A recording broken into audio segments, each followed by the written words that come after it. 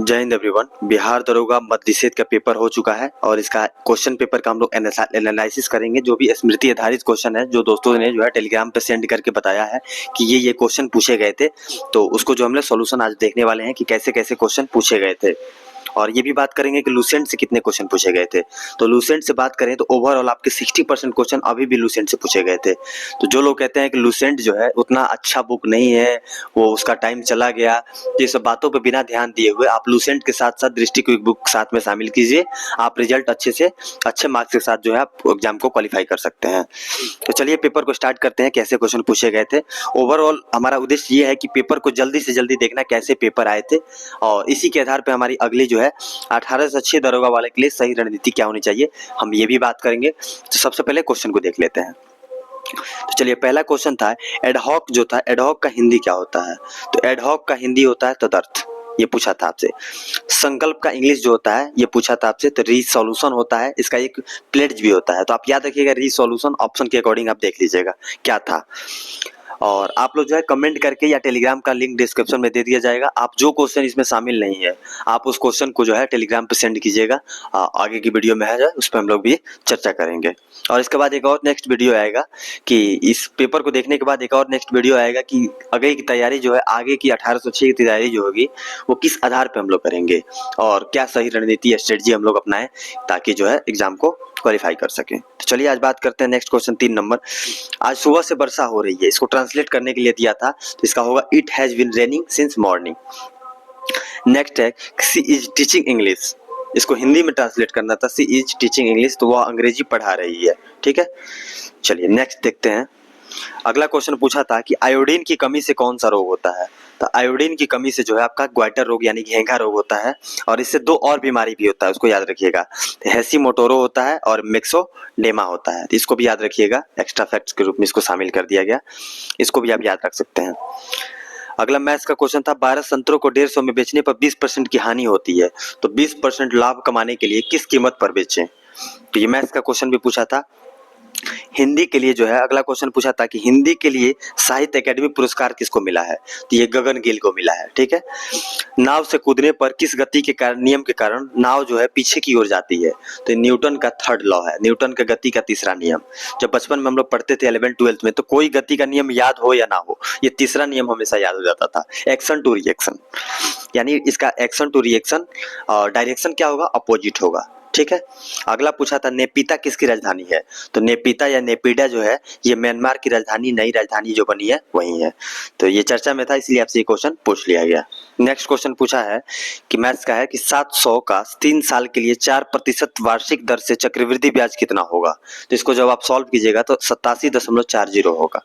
अगला क्वेश्चन पूछा था कि हड़प्पा सभ्यता का कौन सा स्थल हरियाणा में स्थित है, तो ये आपका राखीगढ़ी हो जाएगा। अगला पूछा था आरबीआई के गवर्नर कौन है, तो आरबीआई के गवर्नर जो है संजय मल्होत्रा है। ठीक है, नेक्स्ट पूछा था कि आपका नेक्स्ट क्वेश्चन पूछा था केंद्र और राज्यों के बीच शक्तियों का विभाजन आर्टिकल 246 में दिया हुआ है। ठीक है, आर्टिकल का हिंदी कुछ दोस्तों ने बताया कि आर्टिकल का हिंदी पूछा था, एग्जैक्ट मुझे नहीं पता है, जो दोस्तों ने भेजा है उसी के आधार पर मैं आपको बात कर रहा हूँ, उसी के आधार पर मैं बता रहा हूँ कि आर्टिकल के हिंदी पे पूछा गया था। अगर आप पेपर दिए हैं तो अगर आपको पता है तो आप कमेंट करके बताइएगा कि आर्टिकल का हिंदी भी पूछा था, क्या ये सही है। तो 14 नंबर क्वेश्चन का आंसर क्या हो जाएगा, अनुच्छेद हो जाएगा। सबको पता है कि आर्टिकल के हिंदी अनुच्छेद होता है।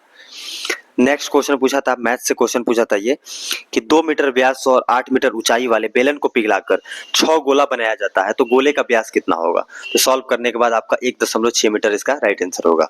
नेक्स्ट मैथ का क्वेश्चन था कि मोहन और सोहन कोई काम क्रमशः 20 दिन 25 दिन में करते हैं, दोनों साथ में 10 दिन काम करते हैं, उसके बाद सोहन काम छोड़ देता है, तो मोहन शेष काम को कितने दिनों में करेगा। राइट आंसर आपका 12 दिन आएगा। अगला पूछा था मौर्य साम्राज्य की राजधानी, तो मौर्य साम्राज्य की राजधानी क्या है, पाटलिपुत्र है। क्लियर। और नेक्स्ट क्वेश्चन पूछा था श्रीलंका के राष्ट्रपति कौन है, तो श्रीलंका के राष्ट्रपति जो हैं अनुरा कुमारा दिसानायके हैं। ठीक है, ये 17 दिसंबर 2024 को भारत की यात्रा पर भी थे, तो काफी चर्चा में थे, तो इसीलिए जो है क्वेश्चन आपसे पूछ लिया गया।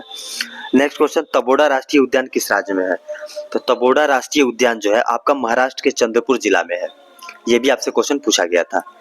काला घोड़ा महोत्सव कहाँ मनाया जाता है, तो महाराष्ट्र में मनाया जाता है। ऑर्डर ऑफ फिजी किसे मिला है, तो ऑर्डर ऑफ फिजी जो मिला है ये राष्ट्रपति द्रौपदी मुर्मू को मिला था। तो ये क्वेश्चन भी पूछा गया था। और बाफ्टा अवार्ड 2025 किस मूवी को मिला है? तो बाफ्टा अवार्ड जो मिला था ये कॉन्क्लेव मूवी को मिला था। क्लियर।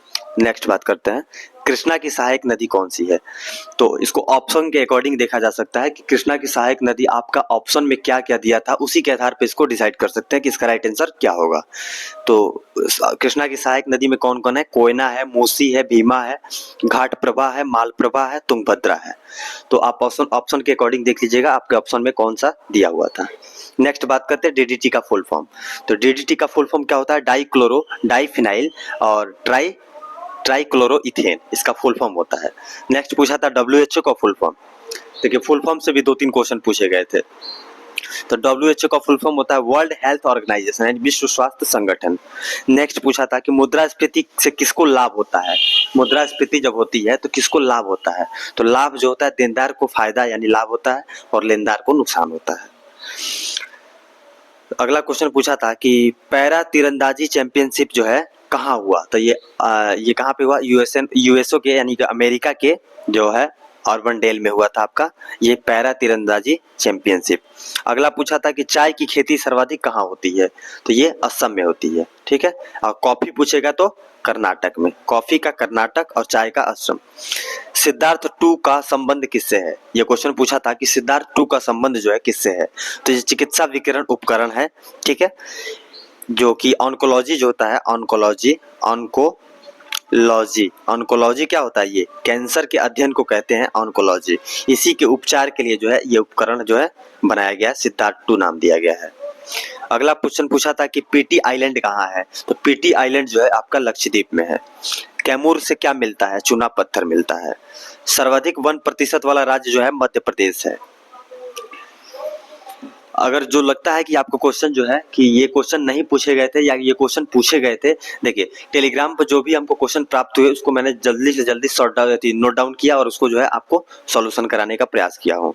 तो अगर जो क्वेश्चन लगता है कि इसमें छूट रहा है, ये क्वेश्चन पूछा गया था और इसमें शामिल नहीं है, इस वीडियो में शामिल नहीं है, तो आप लोग प्लीज जो है वहाँ पे कमेंट कीजिएगा, वहाँ पे मैसेज करके आप लोग सेंड करके, मैं लास्ट में एक नंबर दे दूंगा उसमें व्हाट्सअप कर दीजिएगा आप, और जो भी क्वेश्चन पूछे गए थे उसको मैं इसमें शामिल करके एक PDF तैयार कर दूंगा और टेलीग्राम पे डाल दूंगा, जिससे आप लोग जो है इसी के आधार पर, इसी को बेस मानकर आप आगे की तैयारी को कर पाएंगे।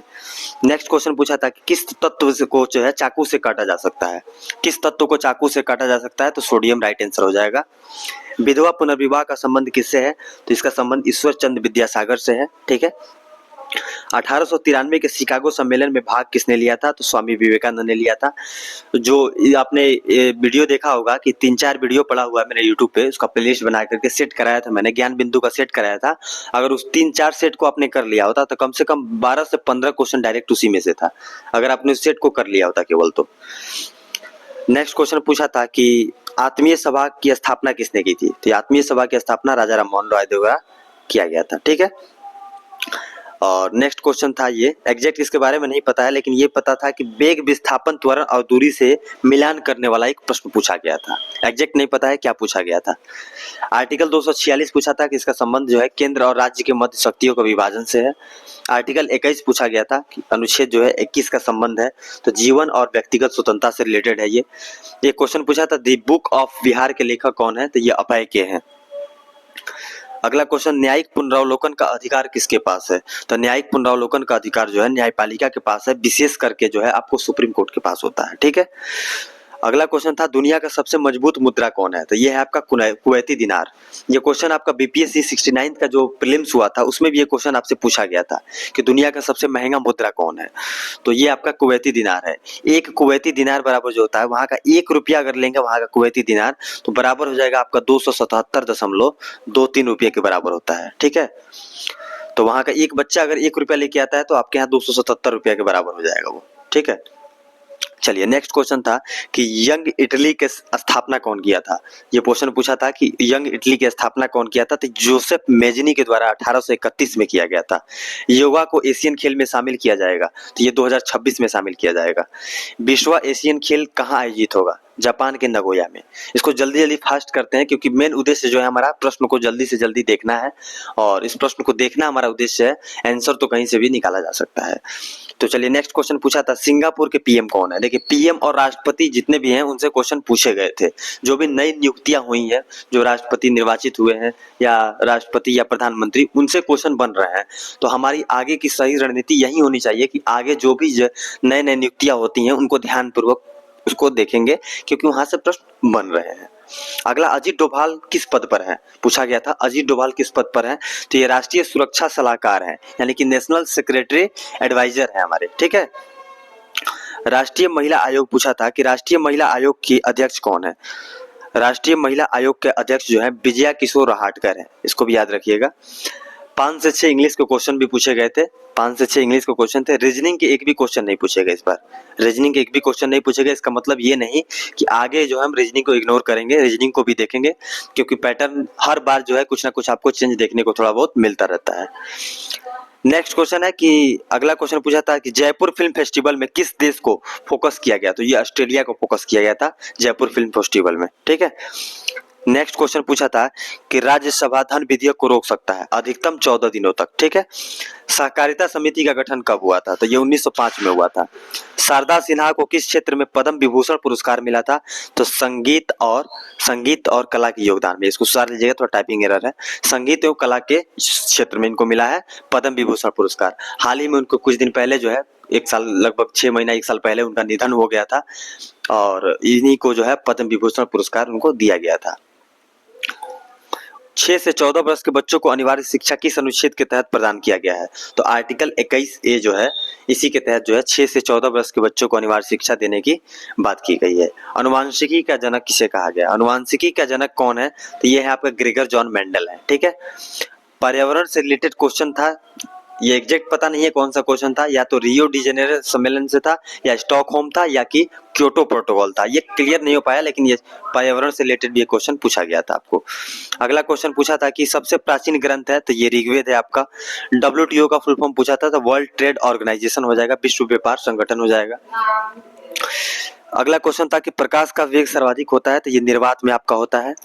वह नदी जो सतपुड़ा पर्वत श्रेणी से निकलती है और अरब सागर में जाकर गिरती है, तो नर्मदा और ताप्ती हो जाएगा। और एक और क्वेश्चन पूछा था कि बौद्ध ग्रंथ कौन सा है। 4 ऑप्शन दिए थे, तो वहां पे त्रिपिटक आपका बौद्ध ग्रंथ हो जाएगा। वर्तमान CAG पूछा था, तो वर्तमान CAG संजय मूर्ति है। 1913 में वायसराय कौन था। तो लॉर्ड हार्डिंग द्वितीय था। 1910 से 16 इसका कार्यकाल था। तो ये भी क्वेश्चन आपसे पूछा गया था। बाकी जो क्वेश्चन इसमें नहीं शामिल है उसको आप लोग सेंड कीजिएगा। ये मेरा यूट्यूब चैनल है CSE विद प्रतीक, इसको आप लोग सब्सक्राइब कीजिए, लाइक कीजिए और शेयर कीजिए ज्यादा से ज्यादा। New question send on Telegram channel, my Telegram channel. Telegram link जो है एग्जाम वॉरियर के नाम से टेलीग्राम है। बाकी लिंक जो है उसका मैं डिस्क्रिप्शन में आपको लिंक है दे दूंगा, वहां पे जो है आप लोग क्वेश्चन भेज दीजिएगा। और बाकी व्हाट्सएप नंबर भी नोट कर लीजिए आप, 9708866963।